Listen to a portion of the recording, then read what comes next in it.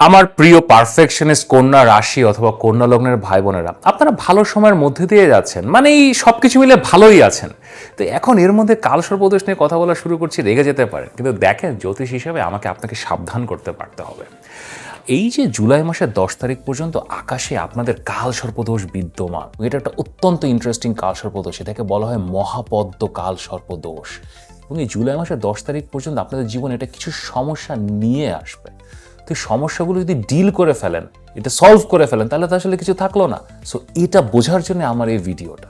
এবং কালসর্পদোষ নিয়ে তো ভয়ভীতিই বা কেন, এটা দিয়ে আসলে হয়টা কি, এটা কি আসলে এরকম ঘাতক কোনো কিছু নাকি, এই সব কিছু বোঝার জন্য এখন ভিডিওটা শেষ পর্যন্ত দেখেন এবং ভিডিও শুরু করার আগে লাইক করেন, সাবস্ক্রাইব করেন।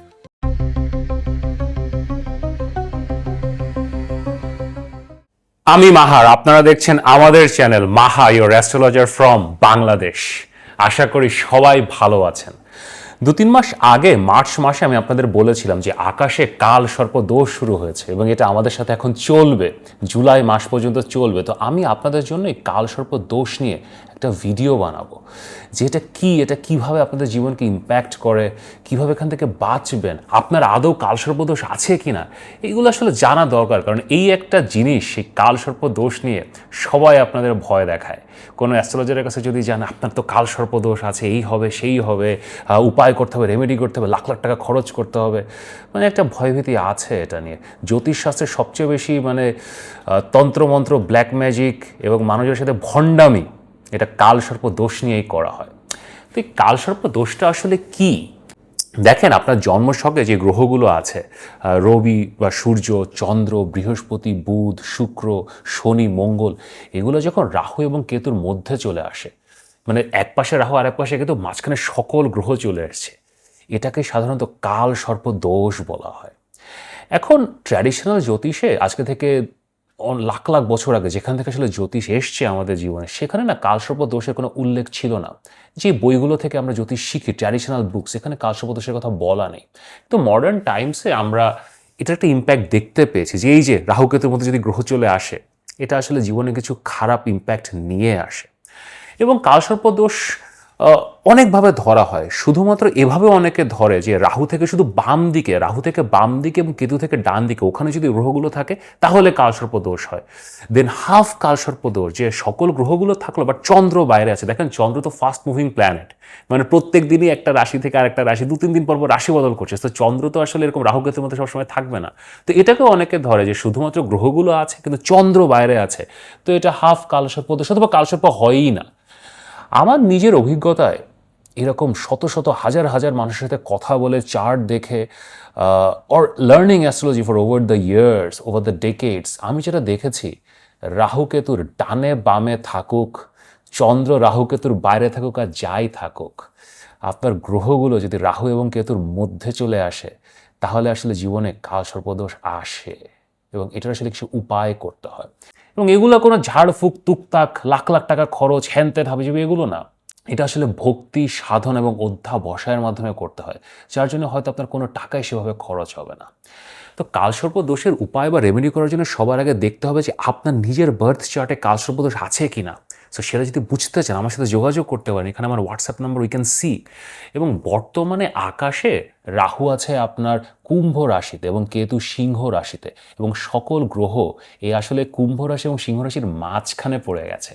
তো আকাশে এখন মার্চ মাস থেকে জুলাই মাসের 10 তারিখ পর্যন্ত কালসর্প দোষ বিদ্যমান।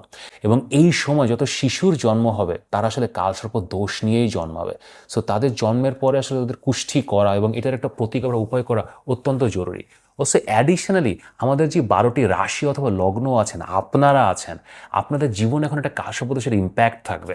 আপনাদের বার্থ চার্টে যদি নাও থাকে, বাট যেহেতু আকাশে কালসর্পদোষ আছে, সো একটা জীবনে ইম্প্যাক্ট হবে। এবং প্রত্যেকটা কালসর্পদোষ আলাদা, 12 রকমের রাশি, 12 রকমের লগ্ন, 12 রকমের মানুষ। তো কালসর্পদোষও 12 রকমের হয়, এটার প্রত্যেকটা আলাদা আলাদা নাম আছে। বিষধর কালসর্পযোগ, ঘাতক কালসর্পযোগ, মহাপাদম কালসর্পযোগ, এরকম অনেক নাম আছে। তো আমি এই ভিডিওতে প্রত্যেকটি রাশি অথবা লগ্নের ভিত্তিতে কালসর্পদোষটা আপনার জীবনে এখন কীরকম ইম্প্যাক্ট করছে, সেটা আপনাদেরকে জানাবো। ভিডিও শুরু করার আগে লাস্ট একটা কথা নিচে দেখতেই পাচ্ছেন, 7 জুন থেকে অল্প কয়েকদিন বাকি আছে আমার জ্যোতিষ কোর্স শুরু হচ্ছে। সো কালসর্প দোষ কিংবা এরকম অনেক কিছু নিয়ে যদি বিগিনিং থেকে শিখতে চান তাহলে তাড়াতাড়ি হোয়াটসঅ্যাপ নম্বরে মেসেজ করেন। 7 তারিখ যদি পারও হয়ে যায়, যদি মানে ধরেন ভিডিওটা দেখছেন ধরেন 10 তারিখে বা 12 তারিখে, বাট আপনি যদি তখন ইচ্ছা থাকে যে ভর্তি হতে চান, still you can join, because অনেক বড় কোর্স, 3 মাসের কোর্স। সো প্রথম 5-7 দিন যদি 1-2টা ক্লাস মিস হয়ে যায়, ওটা রেকর্ডেড ক্লিপ আপনি দেখে নিতে পারেন। সো তাড়াতাড়ি মেসেজ করেন।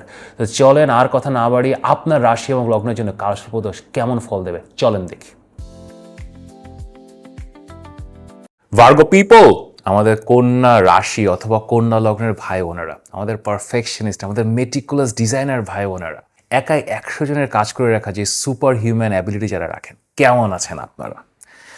কাল সর্পদোষ দেখেন, বর্তমানে রাহু কুম্ভ রাশিতে আপনাদের বার্থচার্টের 6ষ্ঠ ঘরে আছে এবং কেতু সিংহ রাশিতে আপনাদের বার্থচার্টের 12তম ঘরে আছে।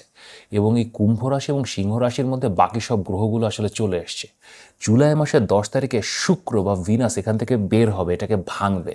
কিন্তু জুলাই মাসের 10 তারিখ পর্যন্ত আকাশে আপনাদের জন্য কাল সর্পদোষ বিদ্যমান। এবং এই কাল সর্পদোষের একটা বিশেষ নাম আছে, এটাকে বলা হয় মহাপদ্ম কাল সর্পদোষ। এই কাল সর্পদোষটা না অতটা প্রবলেমেটিক না, এটা একটা অসপিশিয়াস এনার্জিও আসলে লাইফে আনতে পারে। আমি বলবো যে 12 রকমের কালসর্পদোষ হয়, 12 রকমের মানুষ, 12 রকমের লগ্ন, 12 রকমের রাশি, 12 রকমের কালসর্পদোষ। বাট এই কালসর্পদোষটা না একটু ইন্টারেস্টিং, আমি এটা নিয়ে কথা বলবো। কিন্তু তার আগে একটা অত্যন্ত গুরুত্বপূর্ণ ইম্পর্টেন্ট বিষয়, আপনার যখন জন্ম হয়েছে সেটার ভিত্তিতে আপনি এখন কন্যা রাশি হয়েছেন, কন্যা লগ্ন হয়েছেন, আমাদের পারফেকশনিস্ট ভাই বোন হয়েছেন। তা ওই সময় আকাশে কালসর্পদোষ বিদ্যমান ছিল কিনা এটা জানা অত্যন্ত গুরুত্বপূর্ণ। কারণ এখন যেটা চলছে সেটা তো জুলাই মাসের 10 তারিখে শেষ হয়ে যাবে, এরপর এভরিথিং ইজ অল রাইট। কিন্তু আপনার জন্মের সময় যদি কালসর্পদোষ থেকে থাকে, এটা সারাটা জীবন আপনাকে কিছুটা না কিছু ভোগাবে। এবং এটা যেমন মহাপদ্ম কালসর্পদোষ যেটা আপনাদের এখন চলছে, এবং আরও 11 রকমের কালসর্পদোষ আছে, প্রত্যেকটার রেজাল্ট একরকম, এক এক রকমভাবে ইম্প্যাক্ট করে, রেমেডিও এক এক রকম।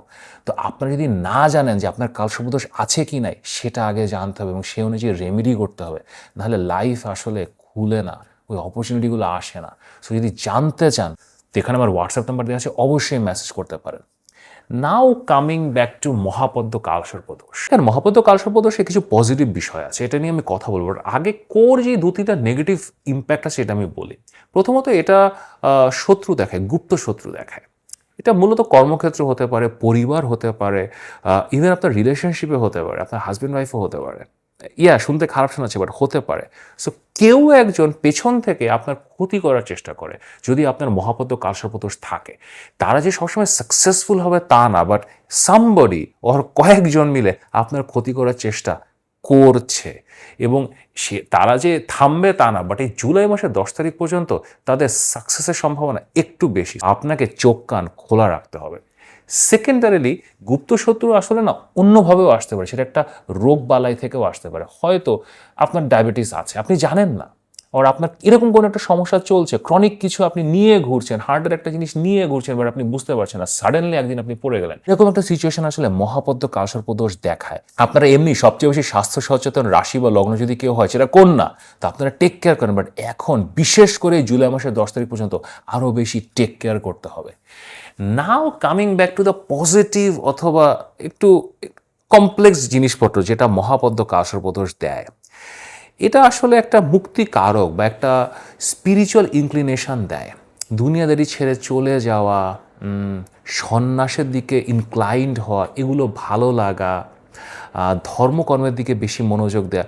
নট নেসেসারিলি যে ঠিক ধর্মকর্ম, মানে ইহজগতে যে কাজকর্মগুলো আছে সেগুলো আর ভালো না লাগা, এটাও আসলে মহাপদ্ম কালসর্পদোষ দেয়। তো এটা না টু অ্যান এক্সটেন্ট খারাপ না। যদি বার্থ চার্টে এটা থাকে, দেন ইট বিকামস কোয়াইট ট্রিকি।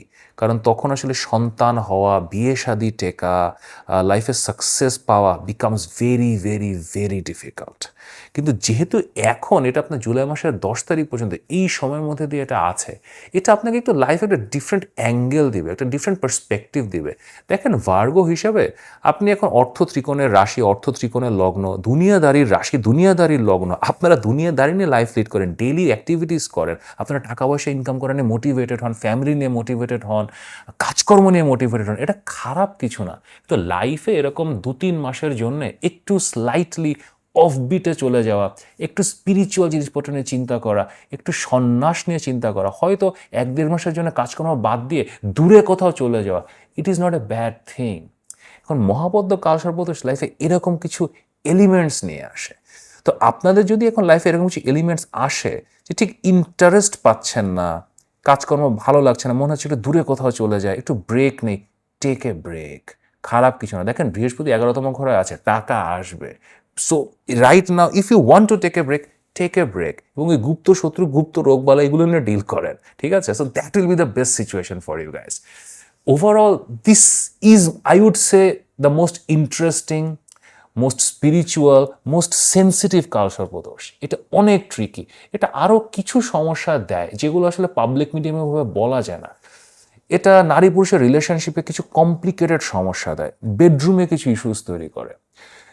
এগুলো আপনাদেরকে হ্যান্ডেল করতে পারতে হবে। আপনি যদি ম্যারিড হন, ফিজিক্যাল অ্যাক্টিভিটি বা ফিজিক্যাল ইন্টারকোর্স এখন বিরত থাকাই আসলে ভালো। ইট ইজ ডিফিকাল্ট, বাট বিরত থাকাই ভালো। তারপরেও এই ওভারঅল সিচুয়েশন নিয়ে, মহাপদ্ম কালসর্পদোষ নিয়ে বা কালসর্পদোষ নিয়ে বা যে কোনো কিছু নিয়ে যদি আমার সাথে কথা বলতে চান, মাহার সাথে কথা বলতে চান, এখানে আমার হোয়াটসঅ্যাপ নাম্বার দেওয়া আছে, অবশ্যই পরামর্শের জন্য মেসেজ করতে পারেন।